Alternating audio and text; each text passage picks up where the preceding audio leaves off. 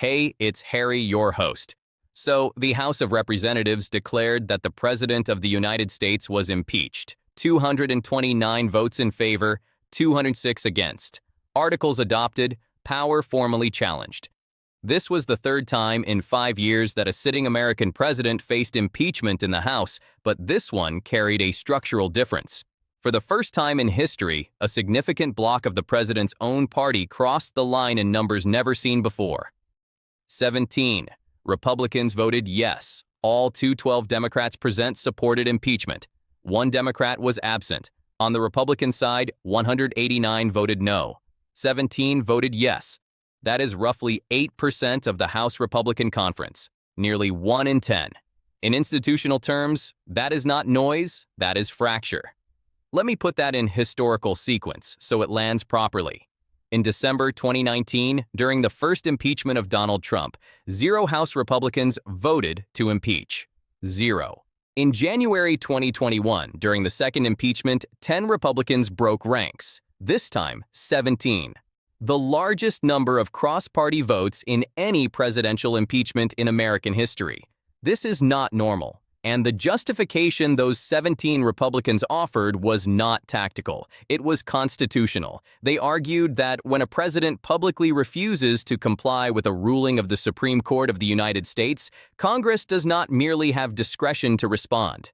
It has a duty. That is the activation point. Not personality, not policy. Institutional defiance. Representative Adam Kinzinger framed it bluntly. He said his oath was to the Constitution, not to any individual president. If a president ignores a Supreme Court ruling, he argued that moves from executive disagreement into something closer to authoritarian behavior. In his view, that crosses the impeachment threshold. Representative Liz Cheney reinforced the hierarchy. The United States, she said, is a nation of laws. The Supreme Court is the final interpreter of those laws. If a president rejects judicial authority, he is rejecting the constitutional order itself. That was her reasoning for voting yes. Then came Representative Mike Gallagher, a Republican from Wisconsin and a former Marine who served in Iraq. He had defended the president before, voted with him on most legislation, but he said that after reading the Supreme Court's decision and then reading the president's response, he concluded that declaring oneself unbound by the court's ruling exceeded constitutional limits. He could not support that position. Here is where the context matters. This impeachment was not built around a personal scandal or a foreign policy dispute. It was built around separation of powers, around whether the executive branch must comply with the judiciary. That is a systemic fault line. At 6:15 in the evening, 12 minutes after the vote closed, the president responded on social media. He called the impeachment illegitimate and void. He argued that Congress has no authority to remove a president for defending executive power against what he described as judicial overreach. He stated that he did not recognize the impeachment. He said he would not participate in any Senate trial. He said he remains president and will continue executing the duties of the office. Pause there. A president declaring that he does not recognize an impeachment proceeding initiated by the House of Representatives, that is escalation from disagreement to institutional standoff. The Senate reacted quickly. Senate Majority Leader Chuck Schumer announced that the Senate would fulfill its constitutional duty to hold a trial. Chief Justice John Roberts would preside as required when a president is tried. Evidence would be presented, witnesses would be heard. Senators would vote on whether defying the Supreme Court warrants removal. The trial, he said, was expected to begin Monday and conclude within 1 week. Senate Minority Leader Mitch McConnell issued a more measured statement. He acknowledged profound concerns about the president's defiance of the Supreme Court. He noted that impeachment and conviction are grave actions. He said, senators must determine whether the president's conduct, however troubling, rises to the level requiring removal.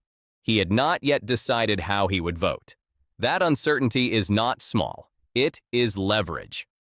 At 7:23 in the evening, Chief Justice John Roberts confirmed he had been notified of the impeachment and that he would preside over the Senate trial pursuant to Article 1, Section 3 of the Constitution. He stated he would ensure the proceedings are conducted fairly and in accordance with Senate rules and constitutional requirements. Now, step back. The House has acted. The president rejects the action. The Senate prepares for trial. The Chief Justice steps into the constitutional chair reserved for moments of maximum tension. This is where the focus shifts from one vote count to the architecture of American power. And the next calculation is not rhetorical. It is mathematical. Now the arena shifts. Under the Constitution, the House impeaches. The Senate tries. Conviction requires 2/3 of the Senate, 67 out of 100. Not a majority, not a strong majority. A supermajority designed to make removal rare, deliberate, and structurally difficult. This is where the confrontation stops being symbolic and becomes mathematical. The current Senate alignment is simple on paper. 51 seats are held by Democrats and independents who caucus with them.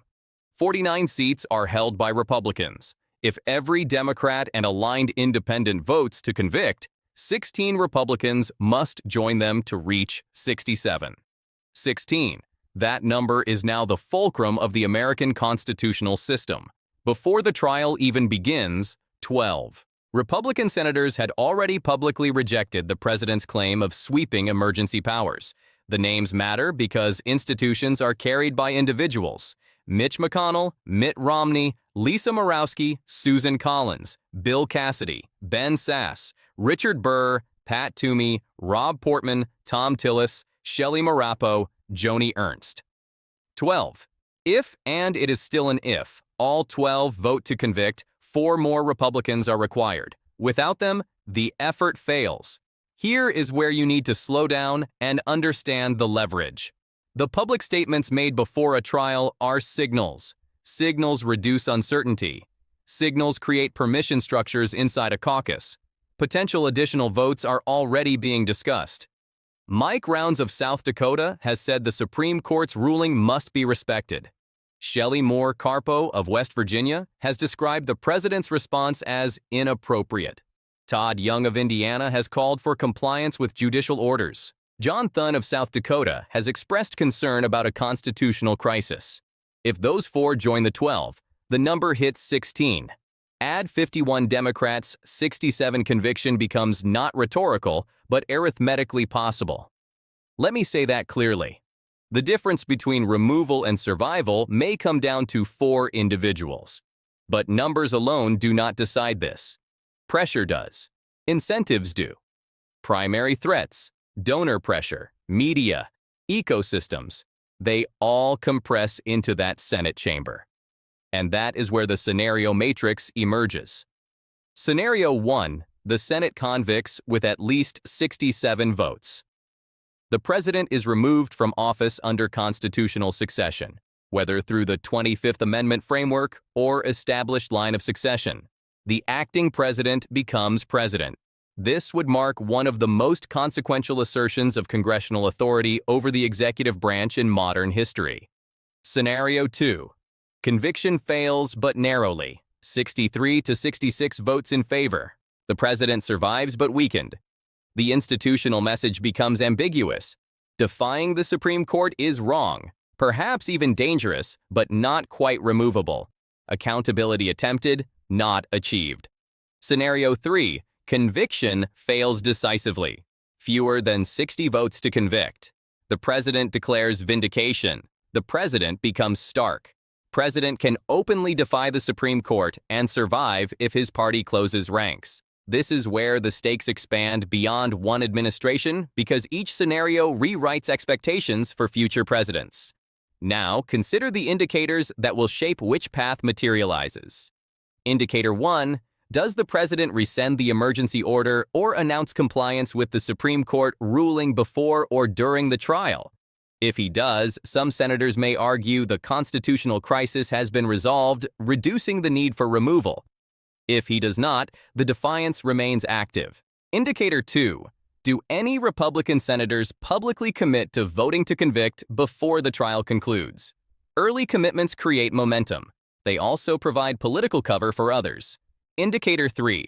Does the president participate in the trial or boycott it? If he refuses to mount a defense conviction may become procedurally cleaner, but a boycott could also energize his supporters and frame the trial as illegitimate in their eyes.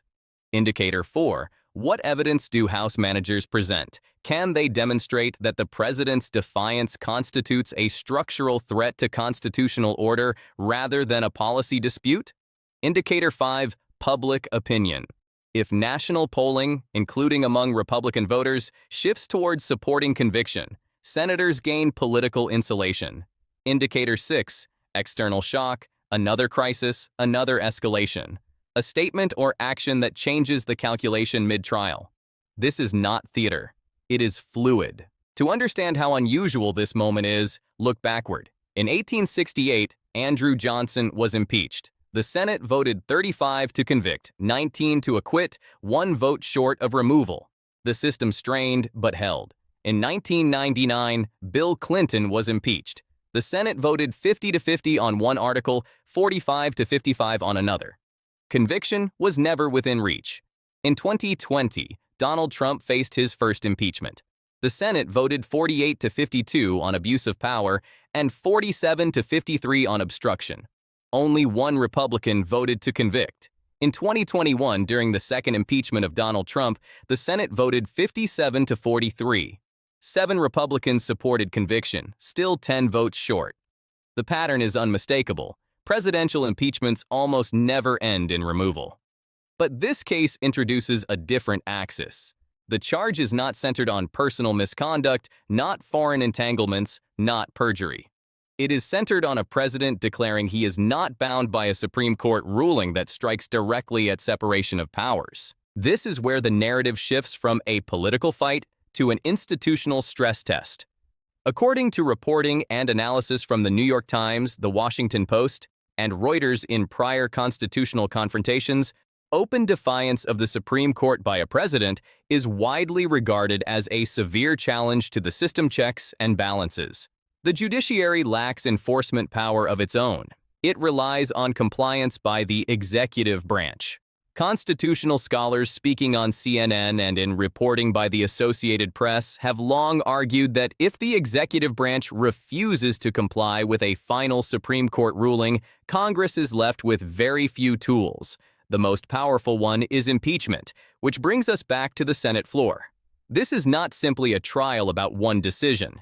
It is a referendum on whether the judiciary's authority is binding or advisory when confronted by presidential resistance. And if 16 Republican senators conclude that party loyalty outweighs judicial supremacy, the consequences will not end with this vote. The House vote 229 to 206 now stands as the most bipartisan presidential impeachment in American history. 17 Republicans crossing over is not a footnote, it is a political marker. For the first time, a meaningful bloc within a president's own party has declared that openly defying the Supreme Court crosses an unacceptable constitutional boundary. That line matters because once members of a president's party acknowledge a breach of judicial authority, the argument is no longer purely partisan. It becomes institutional. It signals that the guardrails are not entirely dependent on the opposition party. It suggests internal constraint is still possible, but the real test is no longer in the House. The Senate now walks into this trial carrying 2 simultaneous pressures. One is political. Senators face voters. They face primary challenges. They face donor networks and activist bases that can punish deviation. That pressure is immediate and personal. The other pressure is constitutional. The oath senators take in an impeachment trial is not to party. It is to do impartial justice according to the Constitution and laws. They are being asked to weigh the supremacy of judicial authority against the stability of party alignment. This is where institutional gravity intensifies. Mitch McConnell has not committed to a vote. He has expressed concern about the president's defiance of the Supreme Court. He has acknowledged the seriousness of conviction and removal, but he has not chosen a side. That ambiguity is consequential.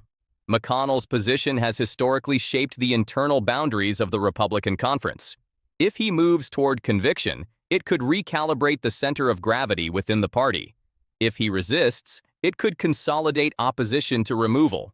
One individual potentially pivotal, Above them all, Chief Justice John Roberts will preside not as a political actor, but as a constitutional referee. His role is procedural, yet symbolic. He embodies the branch whose authority is at issue.